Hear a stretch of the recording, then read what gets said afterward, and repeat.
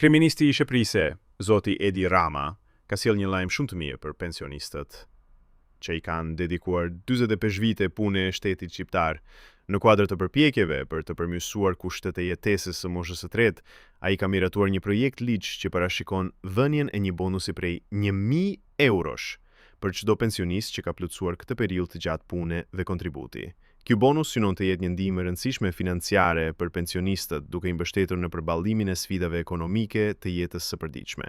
Ky bonus i veçantë do të ndahet gjatë muajit korrik në të gjitha postat dhe bankat shqiptare, ku pensionistët të zakonshëm marrin pagjesat e tyre.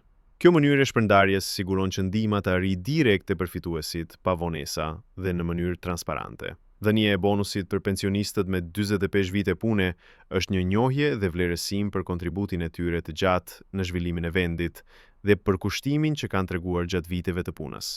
Qëllimi kryesor i këtij projekti është përmirësimi i mundësive të jetesës për moshën e tretë, e cila shpesh përballet me fonde të ulta dhe vështirësi ekonomike.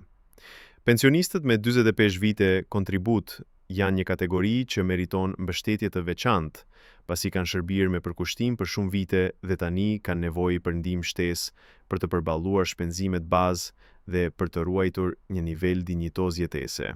Ky bonus prej 1.000 eurosh është një nismë konkrete që synon të forcojë mbështetjen sociale për pensionistët dhe të përmirësojë mirëqenien e tyre.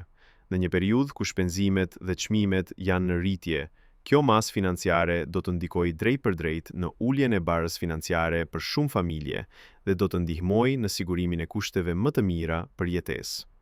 Në përfundim, dhënia e këtij bonusi për pensionistët me 45 vite pune tregon vëmendjen dhe përkushtimin e qeverisë për të mbështetur kategoritë më të vjetra dhe më të përkushtuara të shoqërisë shqiptare. Ky është një hap i rëndësishëm drejt përmirësimit të jetës së pensionistëve, do bëjë një mesazh i qartë për respektin ndaj punës së tyre gjatë dekadave. Po ju, çfarë mendoni për këtë situatë? Komentoni mendimin tuaj dhe mos harroni të bëni like dhe subscribe.